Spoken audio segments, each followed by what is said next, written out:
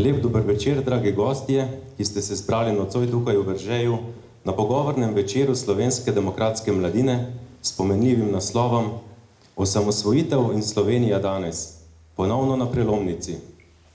Naj spomnim, da je bila prav predhodnica današnje Slovenske demokratske mladine prva organizacija, ki je javno objavila pobudo za plebiscit o samostojnosti Slovenije. Z nami sta dva odlična gosta, ki nam bosta poskušala osvežiti spomin na dogajanje v času pred 25 leti, ko se je rojevala samostojna slovenska država. Kaj je šlo potem narobe?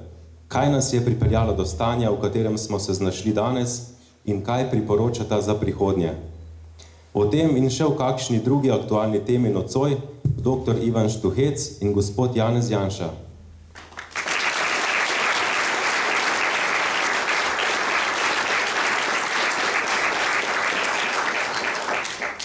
Oba zelo dobro poznamo, zato dovolite zgolj nekaj kratkih besed.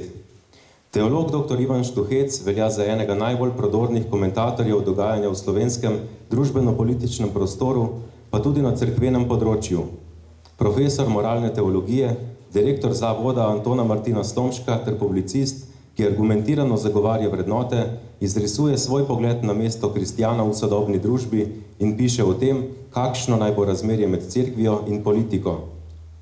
Janez Janša, disident, politični zapornik v času jugoslovanskega režima in v samostojni slovenski državi, članici EU, eden izmed stebrov v času osamosvojitvenih procesov kot minister za obrambo, kasneje dvakratni predsednik najuspešnejše vlade v zgodovini Slovenije, predsedujoči Evropskemu svetu, predsednik Slovenske demokratske stranke, velik demokrat in pisec številnih knjig. Oba gosta vabim, da se mi pridružita tukaj na odru.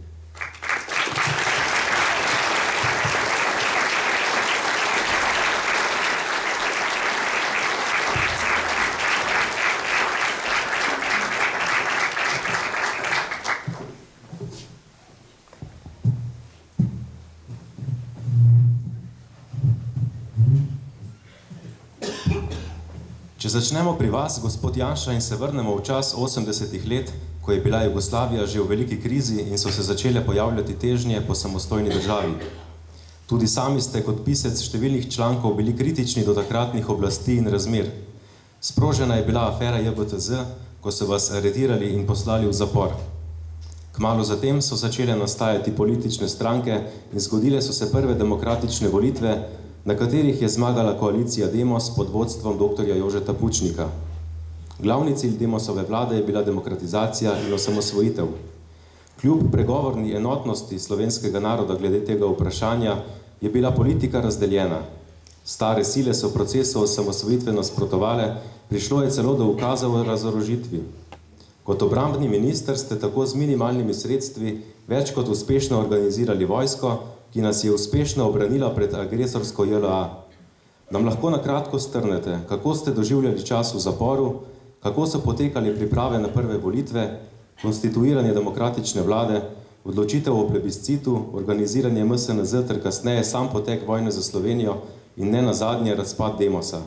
Kako danes gledate na masovne prireditve, na katerih v prvih vrstah sedijo tisti, zaradi katerih je bilo potrebno ustanoviti MSNZ?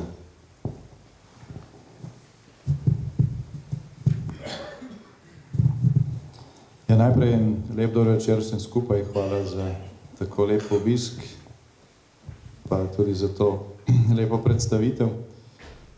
Zdaj, vprašanje pa toliko, da bi lahko ostali tukaj do nedelje zvečer, ampak mislim, da nihče nima toliko časa, tako da poskušal zelo na kratko. Mogoče zadeti nekaj bistva pri teh ključnih vprašanjih. Če mogoče začnem na koncu, mislim, da ste mislili to zadnjo prireditev, predvsem ni edina, žal, ko si organiziralo neko proslavo v počastitev spomina na manevrsko strukturo narodne zaščite, na dogodke pred 20 leti, in ko so tam po odru potem skakali z zastavami z rdečo zvezdo pa pel Hej brigade. V prvih vrstah so pa v križankah sedeli nekateri, ki so bili pravzaprav vzrok za to, da smo manevrsko strukturo narodne zaščite sploh morali organizirati. Zdaj, ta nazorno prikazana protislovja preko te ikonografije na zelo tak jasen način kažejo ali pa prikazujejo situacijo v Sloveniji, predvsem pa vzroke za neko splošno nezadovoljstvo s stanjem, ki ga pravzaprav v Sloveniji danes skoraj vsi delimo. Skoraj ničemer danes ni strinjanja, razen kar se nezadovoljstva tiče.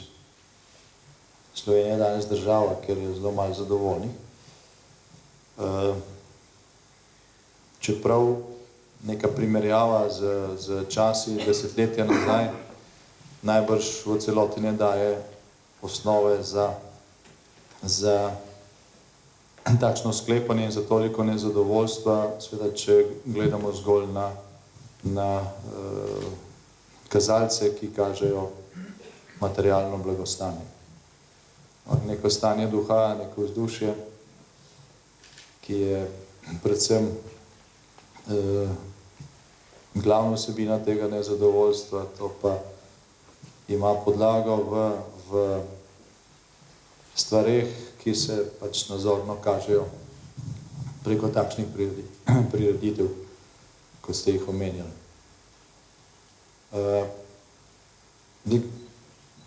Postavlja se vprašanje, kako je to mogoče. Zdaj, kako je mogoče, da se po 20 letih stvari lahko obrača tako na glavo, prikazuje popolnoma lažno, če tako hočete, izkrivljeno. Zdaj, pravzaprav nas to niti ne bi smelo tako čuditi, kajti letošnjem letu smo obhajali tudi 70. obletnico konca druge svetovne vojne. In če pomislimo na tiste čase in na to, kako so se tisti časi lažno prikazovali, nedolga desetletja, potem je treba vedeti, da so se nekateri izjemno izmojstrili v tem laganju. In da ni bilo tako težko potem tudi te dogodke iz časov slovenske osamosvojitve nategniti na isto kopito in jih ravno tako izkrivljati.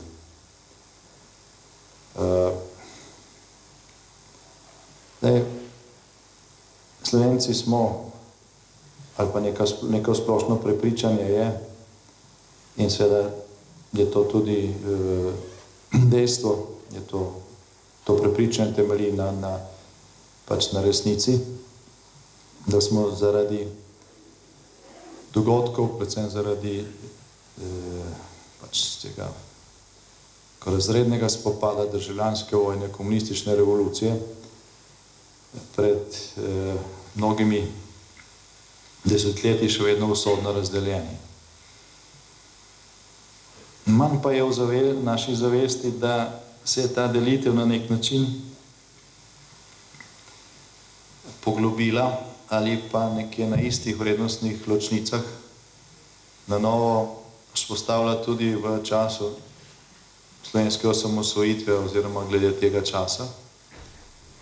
In to je dejstvo, kljub tem frazam, ko velikokrat slišimo, kako smo bili vsi enotni, vsi za stvar.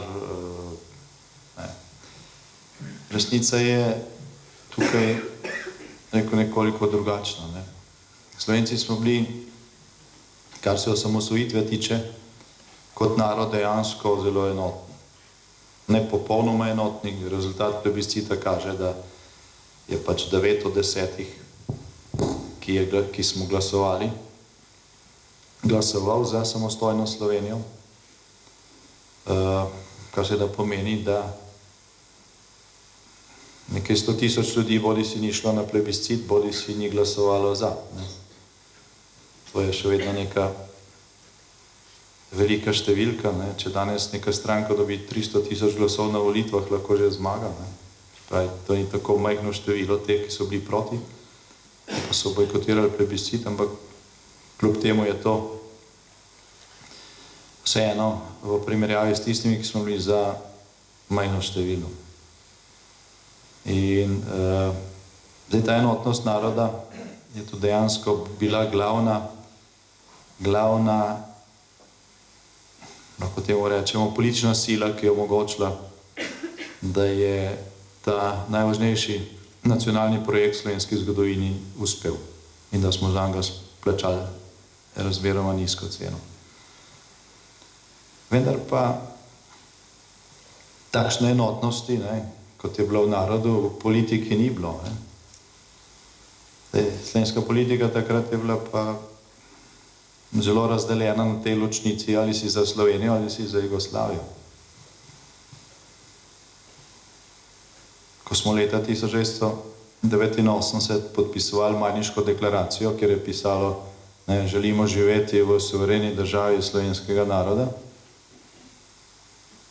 je takratna socialistično-komunistična oblast temu ne samo odločno nasprotovala, ampak je proti tej Majniški deklaraciji lansirala tako imenovano temeljno listino, v kateri je bila še vedno Jugoslavija in socialistično samoupravljanje in ostala navlaka iz tistega časa vse do neuvrščenosti. Milan Kučan, takratni predsednik slovenskih komunistov, pa je junija leta 1989, se pravi v času, ko so že obstajale te nove politične stranke oziroma zveze, ko je cela Evropa pričakovala, ponekod se je pa ta pomlad že zgodila, nekaj mesecev pred padcem Berlinskega zidu, recimo. Milan Kučan je takrat dejal, da tisti demokrati v narekovajih, to je bil intervju, ki je bil objavljen komunistu, to so bili narekovaje vidni, Skratka, tisti demokrati, ki s tako vnemo podpisujejo Majniško deklaracijo in se zavzemajo za odcepitev, morajo vedeti, da Slovenije ni brez Jugoslavije in brez socializma. Nekaj mesecev kasneje je dejal, da na nekaj mesecev, potem, ko je bila že kampanja za prve volitve, v začetku spomladi leta 1990 je ta isti Milan Kučan dejal, da odcepitev Slovenije od Jugoslavije nikoli ni bila njegova intimna teza in da o tem on težko sploh razmišlja. No in tako smo šli na volitve aprila leta 1990, Demos z programom demokratizacije Slovenije in suverene Slovenije in stranke, ki so nastale iz Zveze komunistov in satelitov, Socialistična zveza, ZSMS, liberalna stranka, pa so šle na volitve z programom, v katerem je bila Slovenija še vedno v Jugoslaviji. To je bila ključna ločnica med Demosom in pač ostalimi, ko so mi takrat rekli, starimi silami. Zato, da ta ključna točka programa Demosa, ki se je reklo samostojna Slovenija, suverena Slovenija, ne bi uspela, se je potem, ko je bilo že jasno, da je Demos dobil večino v prvi demokratično izvoljeni skupščini, začelo razoroževati slovensko teritorialno obrambo. 16. maja 1990, ko smo čakali v slovenski skupščini, da bomo prisegli kot ministri prve Demosove vlade, je jugoslovanska armada s pomočjo takratne stare oblasti, ki je še vedno imela formalno škarje in platno v rokah, razoroževala slovensko teritorialno obrambo, se pravi odvažala orožje občinskih, pokrajinskih štabov teritorialne obrambe iz njihovih skladišč v vojašnice JLA. Tudi potem, ko je vlada že prisegla in ko smo natančno videli, kakšno je stanje in ko smo zahtevali od takratnega predsedstva in predsednika predsedstva Republike Slovenije Milana Kučana, ki je žal prej zmagal na takšnih ali drugačnih volitvah, za predsednika predsedstva, ko smo zahtevali, da predsedstvo, ki je bilo tudi po takratni jugoslovanski in slovenski ustavi v miru, poveljnik teritorialne obrambe, da ustavi razoroževanje, so potrebovali 2 dni. Preden so spisali ta ukaz in v tistih 2 dneh je seveda jugoslovanska armada razorožila praktično celotno Slovenijo, samo v 14 občinah je orožje ostalo in to tam, kjer so se lokalni poveljniki sami uprli razorožitvi. In obdržali smo orožje, ki je bilo v rokah organov, upravnih organov za obrambo, ker sem jaz prvo uro, ko sem pač prevzel funkcijo in ko smo bili obveščeni, da tudi to orožje skušajo zaseči, prepovedal oddajo tega orožja.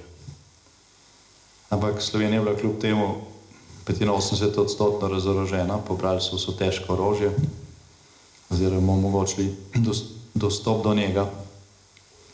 In tako je v nekaj dneh situacija bila strateško spremenjena. Imeli smo vlado koalicije, ki je imela v političnem programu osamosvojitev Slovenije.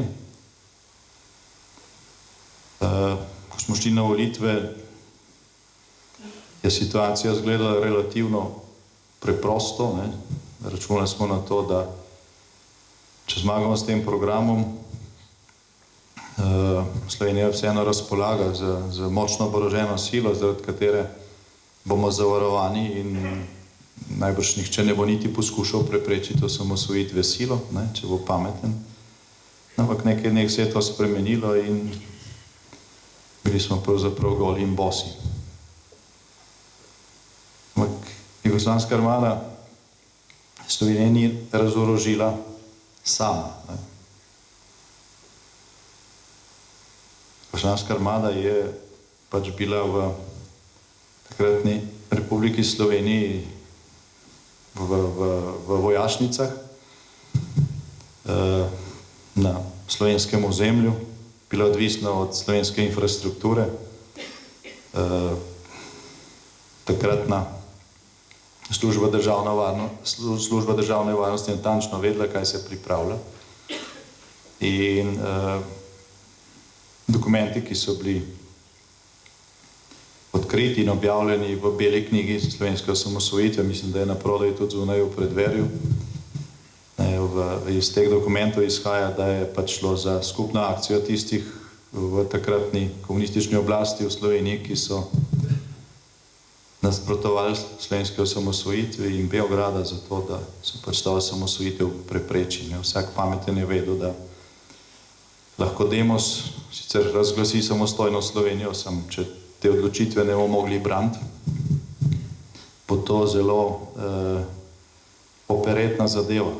In tako so nam tudi govorili v parlamentu oziroma v skupščini takrat, ko je Demos potem predlagal te osamosvojitvene zakone, so se nam mnogi z te tako imenovane leve strani oziroma iz te prokomunistične strani posmehovali, češ to bo zgolj proslava, to bo neko operetno osamosvojitev, vi to, kar naredite. Naslednji dan smo še vedno zbudili v Jugoslaviji, na mejah bo Jugoslovanska armada, par vas bodo pozaprli, pa bo mir. Približno tako je bilo slišati in tako se je delalo. Zaradi te situacije je bila organizirana manevrska struktura narodne zaščite. To je bila v bistvu tajna vojaška formacija, ki je bila prilagojena pač tej količini orožja, ki smo ga zadržali v teh 14 občinah in upravnih organih za ljudsko obrambo in majhni količini orožja, ki smo ga uspeli do konca leta potem po težkih mukah uvoziti. Ta struktura je potem decembra 1990 tudi zavarovala plebiscitno odločitev in iz te strukture je kasneje nastala prava teritorialna obramba oziroma slovenska vojska, ki je junija 1991 obranila Slovenijo, ko je Jugoslovanska armada izvedla agresijo. Tako po letnikih sodeč vidim, da ste bili marsikateri v takrat tako ali drugače angažirani in pač veste, o čem govorim. Ampak kljub temu je treba tukaj povedati, da po enem letu silnih naporov in priprav in tako naprej nismo uspeli zagotoviti niti četrtine, niti 25% tega orožja, ki nam je bilo ukradeno oziroma nadomesti tega orožja. Tako da je tukaj čisto na mestu vprašanje, ki je bilo velikokrat postavljeno v teh zadnjih 20-24 letih, ali bi nas Jugoslovanska armada sploh napadla, če bi Slovenija razpolagala z oboroženo silo, kakršno je imela pred razorožitvijo.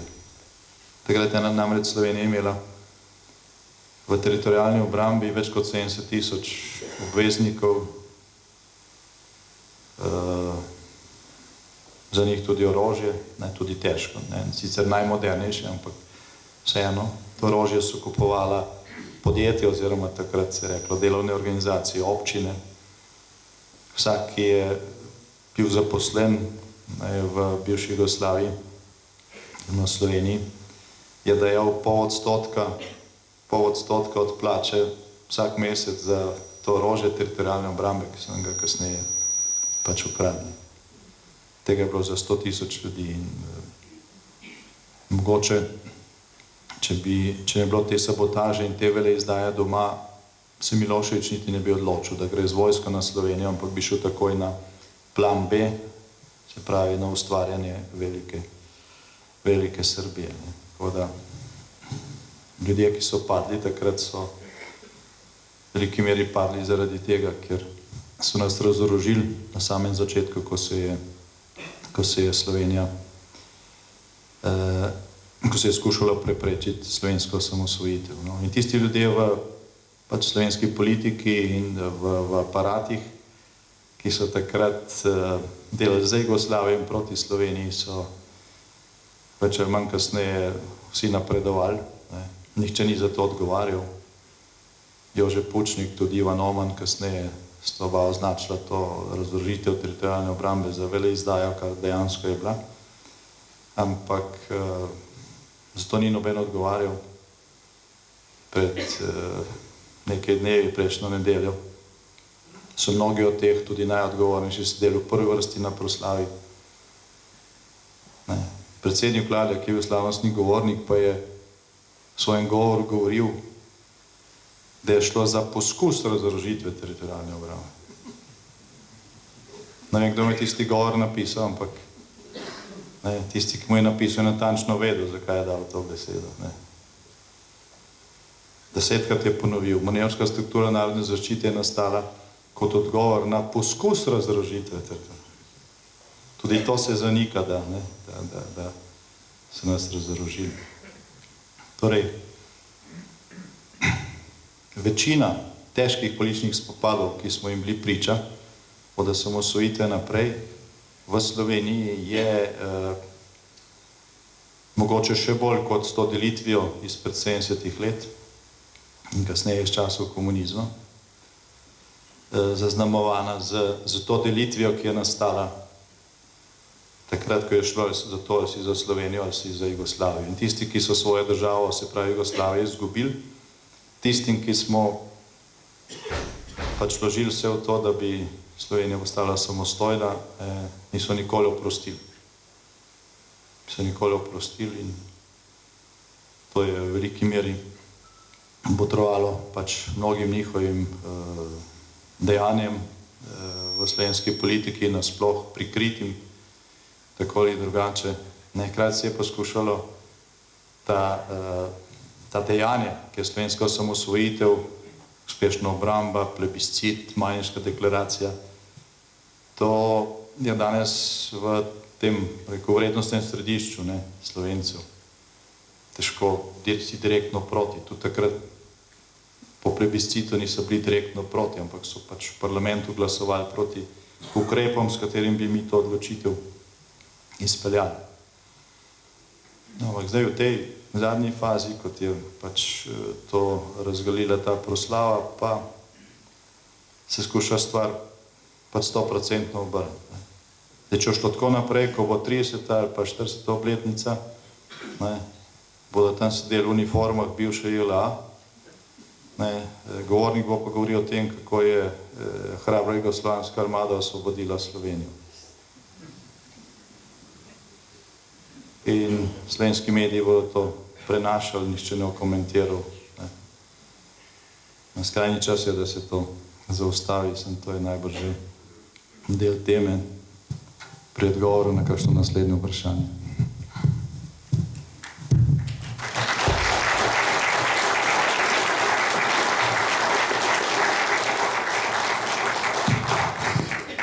Hvala. Gospod Štuhec, prihajate iz Rimokatoliške cerkve, ki je bila v času komunističnega režima zelo omejena pri delovanju. Številni duhovniki so bili žrtve zasliševanj, mučen ali celo ubiti. Poskušali so jo uničiti, ampak jim ni uspelo. Kakšna je bila vloga cerkve v procesu osamosvajanja in demokratizacije Slovenije? Spomnimo, da je bil v tistem času vrhovni poglavar sveti Janez Pavel II, ki je kot prvi slovanski papež tudi sam okusil surovost komunizma. Kako komentirate današnje razmerje moči med pomladnimi in postkomunističnimi strankami? Verjetno se strinjate, da je v večji meri kriv za tako stanje tudi izobraževalni sistem, ki mlade ljudi dobesedno poneumlja, kar se tiče politične pismenosti, ustvarja volilne abstinente in večne kritike vsega, kar se tiče političnega odločanja in vodenja države. Drugi vir zla pa je prorežimsko medijsko poročanje. Kje se je izgubila vsa morala Mira Cerarja, o kateri je tako rad predaval po enem letu vladanja? Dela. Ja. Lep dober večer tudi z moje strani in hvala za to priložnost in za to vabilo. V drugem delu bom odgovoril na vprašanje glede vloge cerkve. Najprej pa bi se delno tudi navezal na to, kar je gospod Janša že izpostavil, s tem, da jaz bi postavil nekako osnovno tezo. Naš problem je, da od druge svetovne vojne naprej svojo zgodovino in zgodovinski spomin gradimo na laži. In to je moralni problem, ne? Ker sem pač moralni teolog, se smem najbrž s tem problemom ukvarjati. Nekaj že bo kdo rekel, kaj Štuhec dela nocoj zraven politika. Ne? In to je naš resen problem in velik problem. Tako kot so sprevračali zgodovino druge svetovne vojne in to, kaj se je med njo dogajalo in po njej, tako s to isto logiko nadaljujejo tudi v naš čas. In okrog tega seveda se najprej postavlja kot neko temeljno vprašanje, kaj se dogaja z slovensko inteligenco, posebej z zgodovinsko inteligenco, ki se temu ne zoperstavi in ki ne postavi novih kriterijev za proučevanje zgodovine. V ta kontekst lahko postavimo tudi problem arhivov in zgodbe, ki so se dogajale nedolgo nazaj okrog arhivov. Poleg tega, kar je gospod Janša prej izpostavil, da so razorožili slovensko teritorialno obrambo, so tudi na nek način razorožili naš zgodovinski spomin s tem, ko so uničili arhive. Naredili so dve kriminalni dejanji, za katere v tej državi nikoli nišče ni odgovarjal in se bojim, da se tudi nikoli ne bo. To, da so razorožili vojsko in da so uničili svoje sledove. Seveda, tako kot jih niso mogli uničiti takrat, ko so ljudi metali v jame po drugi svetovni vojni in so na srečo nekateri preživeli, ki so povedali, kaj se je dogajalo, tako jim seveda tudi ni uspelo uničiti vseh arhivov in predvsem jim ni uspelo pobiti vseh ljudi, ki kaj vejo povedati v tistem času, ki so ga sami živeli.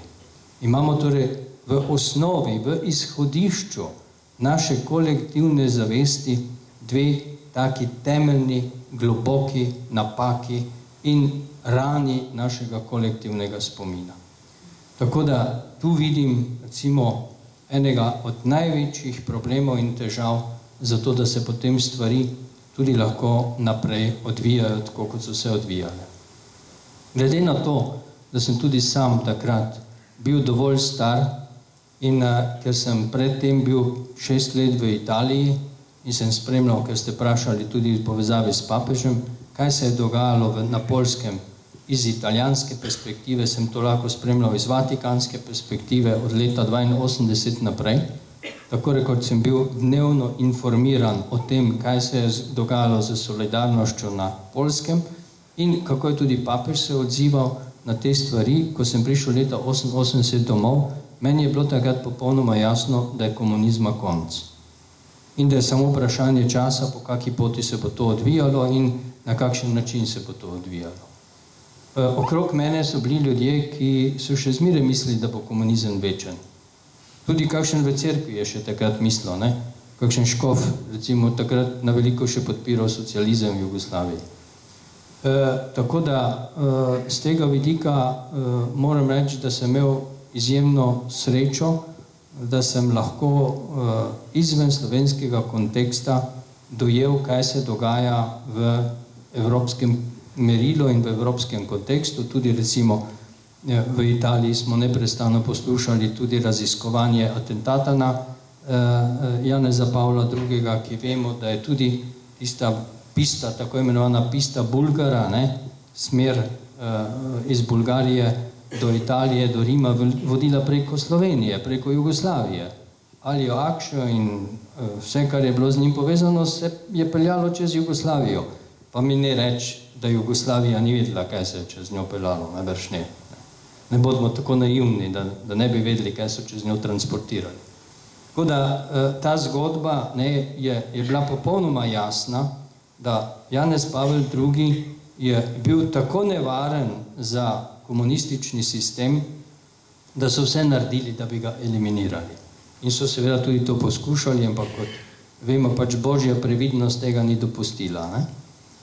Tako da, ko sem prišel domov leta 1988 in ko sem se v Mariboru, ko sem postal študentski duhovnik, sem tudi v Mariboru poskušal vse narediti za to, da bi znotraj cerkve kot edine takrat obstoječe še preživete civilne organizacije pomagali vzpostavljati nov demokratični družbeni red. Zato so se tudi v Mariboru vse stvari, ki so se zgodile takrat, zgodile v škofijski avli in na našo pobudo, ne na pobudo kogarkoli v Mariboru. Še mirovni protest, ki smo ga organizirali skupaj z takratno županjo pred stolnico in na Rotovškem trgu, so si že ob sami prireditvi skušali uzurpirati mariborski levičarji. Tako da, oni so to skozi, oni so mojstri bili za to, ne? Tudi če si ti prišel z dobro idejo in če si ti organiziral zadevo, ko se je bilo potrebno postaviti v prvi plan, so bili oni v prvem planu, ne? In so tebe porinili v zadnji plan. In jaz sem to osebno doživljal pri stvareh, ki smo jih v Mariboru organizirali. Da ne govorimo o tem, ne, kako so mediji vse to blokirali. Jaz mislim, da če bi vprašali v arhiv mariborske televizije in mariborskega radija, ali imajo kakšen zapis o prvem sestanku javni tribuni bodočega Demosa v Mariboru, da tega ne boste našli. Obstaja ena slika, ki mislim, da je morda celo takrat večero išla, ne vem. Ampak gledajte, to za mariborsko javnost takrat sploh ni bil faktor. To je bila neka marginalna, naspol tudi cerkveno organizirana zgodba, ki je nihče ni takrat resno jemal. Torej, jaz moram reči, da se zelo globoko strinjam s tem, da ni bilo nobene enotnosti takrat in da tudi vse, kar je bilo na levem polu, od tistih, ki so bili v partiji, do mladine, vsi so naredili vse pri vsaki stvari, čisto pri vsaki stvari, ki jo je Demos skušal uveljaviti, da se to ne bi zgodilo. In jaz sem to v živo spremljal in tudi vi ste to v živo spremljali. Ampak, ker smo imeli takšen medijski prostor, kakršnega še imamo nažalost danes, zato tudi mnogi ljudje tega sploh niso videli. Ne? Meni je popolnoma nelogično, kako je mogoče, da je slovenski narod po plebiscitu zvolil Kučana za svojega predsednika. To je skregano z vsako zdravo pametjo. Ampak ljudje niso te informacije imeli. Ljudje tudi niso vedeli točno, kaj se pravzaprav dogaja. Samo tako si lahko predstavljam, da se je to zgodilo. Ker jaz osebno sem trdno prepričan, da za nas je največja katastrofa to, da smo si sami naprej volili bivšo garnituro. In ker smo si sami naprej volili bivšo garnituro, so oni krasno demokratične vzvode oblasti uporabili za to, da so ostali naprej na oblasti. Prvih 10 let so še malo taktizirali. Prvih 10 let so še se morda malo obnašali tako, ne preveč absolutistično. V zadnjih 10 letih so si pa uzurpirali nazaj vse temeljne institucije v tej državi in se počutijo tako močne, bolj močne, kot so se počutili v 80 letih. Jaz kamorkoli grem po svetu in kjerkoli me karkoli sprašujejo, vedno rečem, stanje v Sloveniji, stanje duha v Sloveniji je danes slabše, kot je bilo v 80 letih. Bistveno slabše. Zakaj? Zato, ker v 80 letih smo vsaj tisti, ki nismo bili zadovoljni s takratnim režimom, bili na nek način v nekem razpoloženju akcije, treba je nekaj narediti, treba je nekaj spremeniti. Danes so pa ljudje brezbrižni. Nimajo volje, nimajo poguma, nimajo na nek način tega naboja, da bi videli, da je tudi danes treba ponovno vzeti stvari v svoje roke in začeti spreminjati. Takrat smo ta občutek imeli in smo tudi iz te energije, ki je bila nekako v narodu, smo marsikaj lahko naredili. Danes pa so ljudje prepričani, vsi so isti, nič se ne da, nič se ne splača in vsak skrbi sam za to, kako bo preživel, en del pa skrbi za to, kako bo čim več pokradel.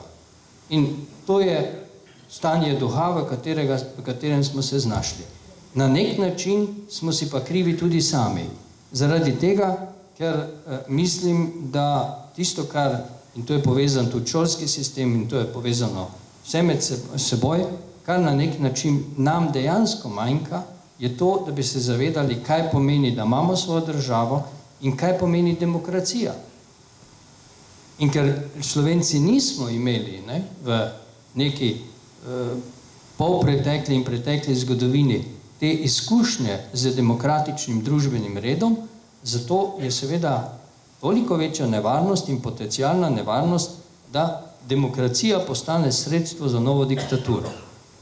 To vemo, da se je zgodilo recimo pred drugo svetovno vojno tudi v Nemčiji in to se lahko vedno znova ponovi. Demokracija je krhek družbeni sistem, ki ga je treba vedno znova gojiti in ga ohranjati pri življenju.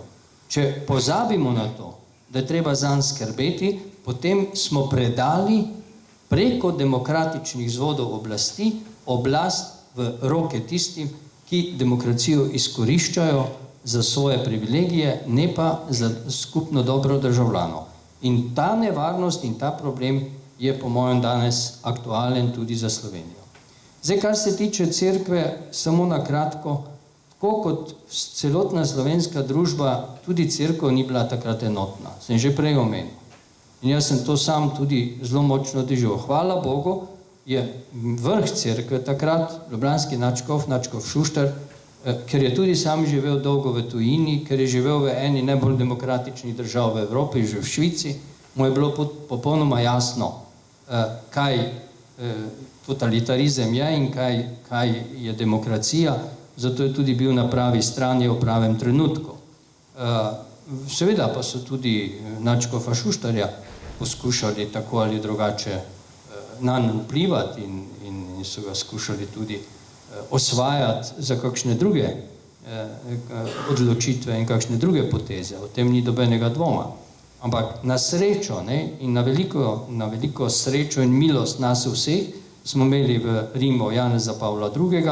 In tudi doma, kar se tega tiče, tisti, ki so takrat bili vodilni v cerkvi, so bili prav usmerjeni in so tudi, mislim, da v večini stvari pravilno odločali. Toliko morda. Cerar pa njegova morala. Glejte, kar se tega tiče, jaz mislim, da ko se govori v politiki o morali, je treba biti v principu zelo previden. Zakaj? Zaradi tega, ker naloga politike in političnega življenja je, da rešuje konkretne probleme državljanov in države in njenih institucij, kjer je dostikrat potrebno sklepati tudi kakšen kompromis. Pri tistem kompromisu se lahko zgodi, da ta kompromis ni vedno moralno mogoče ovrednotiti tako, kot bi si morda mi želeli, ampak če hočemo recimo v političnem življenju doseči vsaj kakšen napredek in korak, je potrebno tudi kdaj vsaj na eno oko zamežati pri kaki moralni zgodbi. Jaz mislim, da tudi tu obstaja nek osnovni nesporazum. Seveda moramo v političnem življenju tudi vztrajati na nekih temeljnih moralnih principih, o tem ni dvoma.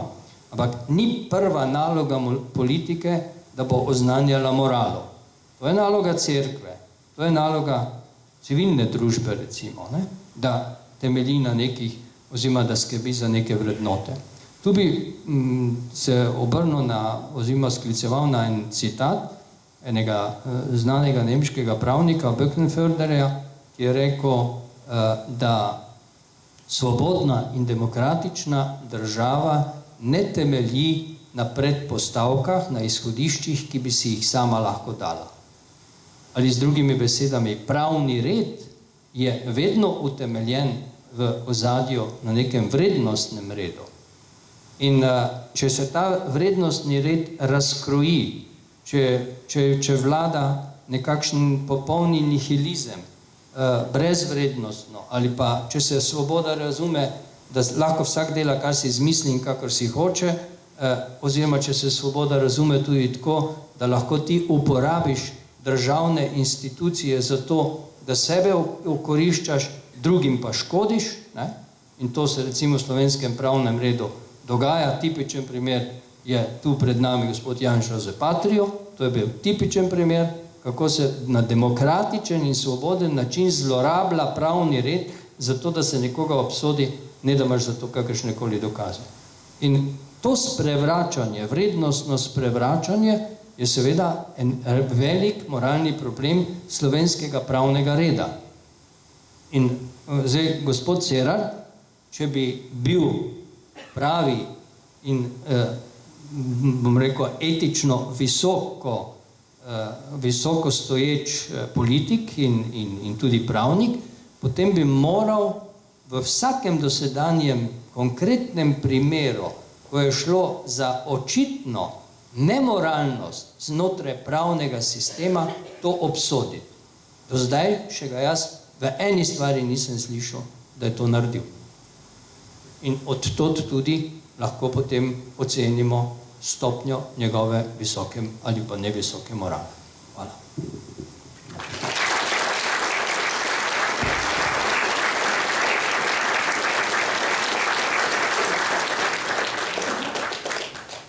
Hvala. Gospod Janša, po najuspešnejši slovenski vladi doslej in edini, ki je zdržala ves mandat in je bilo za pričakovati, da boste dobili še en mandat za vodenje države, je zbruhnila afera Patria, katere vrhunec je bil vaš odhod v zapor 3 tedne pred državnozborskimi volitvami junija lani. V zaporu ste preživeli dobrega pol leta. Medtem vam je državni zbor odvzel poslanski mandat, sodba je pred kratkim dobila epilog. Kakšen je pravosodni sistem z vsemi ozadji pri nas, da se kaj takega sploh lahko dogaja v državi, članici Evropske unije? Kakšne reforme bi bile potrebne, da se stanje na tem področju in širše normalizira?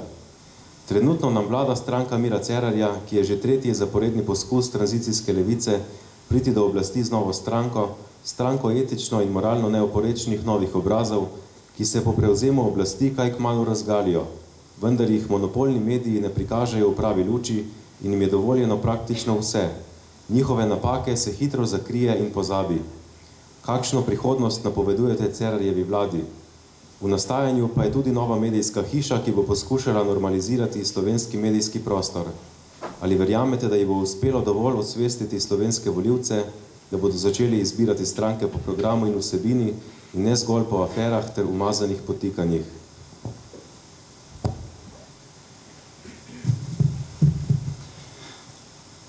Tukaj je bilo toliko vprašanj potem, da kar dilema, kje začeti.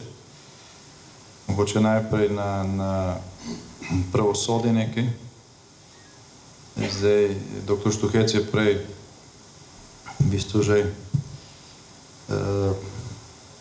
večino odgovora podal.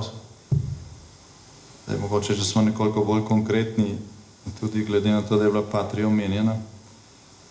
Zdaj, eden od ključnih razlogov za to, da je stanje v slovenskem sodstvu oziroma celotnem pravosodju takšno, kot je to, da se je vzpostavil nek okvir, v katerem se toži in sodi v imenu ljudstva, ljudstvo pa tistih, ki sodijo v njegovem imenu, sploh ne smejo poznati. Tako da sodnikov ni dovoljeno slikati. Zvečer odprete televizor, vidite, kako recimo na hrvaškem sodišču, na zagrebškem sodišču sodnica bere sodbo in jo kamera snema in jo cela država gleda. Včasih lahko vidimo tak prizor celo iz Egipta ali pa iz Tunizije. Iz slovenskih sodišč pa nikoli. Lahko se slika pač obtožene, pa odvetnike, tudi tožilce včasih, sodnikov pa ne. Mislim, da smo edina država na svetu, mogoče v Severni Koreji, nekaj podobnega, ker se to ne sme. Ne? Pa se na sodbi pa piše sodbo v imenu ljudstva. Ne sme se niti obravnav prenašati, niti snemati. Tam je dovoljen vstop akreditiranim novinarjem, ki so v glavnem posvečeni in poročajo tako, da recimo v zadevi Patria slovenska javnost niti z ene obravnave ni bilo obveščeno o tem, kaj se je tam dejansko dogajalo. Novinarji so pisali, kdo zamudil, se je kdo opravičil, koga ni bilo. Nič pa o tem, kaj piše obtožnice, oziroma kaj bi moralo pisati in kakšna je bila obramba. Bilo je 50 teh obravnav, mogoče celo več. Če bi samo z ene, večina Slovencev lahko gledala posnetek, bi proces naslednji dan padel. Ne? Ker je bila taka farsa, da to enostavno ne bi moglo preživeti svetlobe dneva. Ampak se to ne sme. Se to ne sme.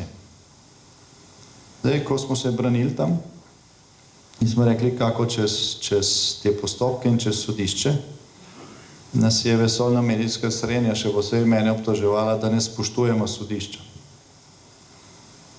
Prvič, nikjer v ustavi ne piše, da moraš ti nek državni organ spoštovati. Moraš seveda upoštevati tisto, kar piše v zakonu ali pa v ustavi, da moraš pa to še spoštovati. Ne. Zdaj, to je, bom rekel, že tudi nad principom moralnega. Ne. Ampak pri nas je to, so vsi ponavljali kot papagaji. Ne. In kakšnakoli kritika sodišča je bila tako razglašena za nespoštovanje sodišča. Potem pa, glej ga, zdaj po 7 letih te kalvarije, je Ustavno sodišče soglasno. Ne. Pa če bi jih tehtal levo, desno, je večina levo. Ne. Ampak Ustavno sodišče je soglasno, tudi zaradi tega, da zadeva ne je prišla v Strasbourg in tam eksplodirala kot vesoljna sramota. Ustavno sodišče je soglasno ne razveljavilo, ampak odpravilo vse 3 sodbe rednih sodišč. No in kaj smo pol doživeli? Najvišji predstavniki tega rednega sodstva so začeli kritizirati Ustavno sodišče. Ne? Zdaj po eni strani zahtevajo nas državljanov, da njih spoštujemo, oni se med seboj ne spoštujejo. Še več. Še mesece potem, ko je Ustavno sodišče te sodbe odpravilo, z odločbo, v kateri piše, da se sojenje niti začeti ne bi smelo, ker obtožnica ne zdrži nikakršnega preizkusa. Ampak še mesece potem slišimo državnega tožilca, ki je vodil ta proces, oziroma obtožbo, in tudi generalnega državnega tožilca, pa tudi predsednika Vrhovnega sodišča, pa še vedno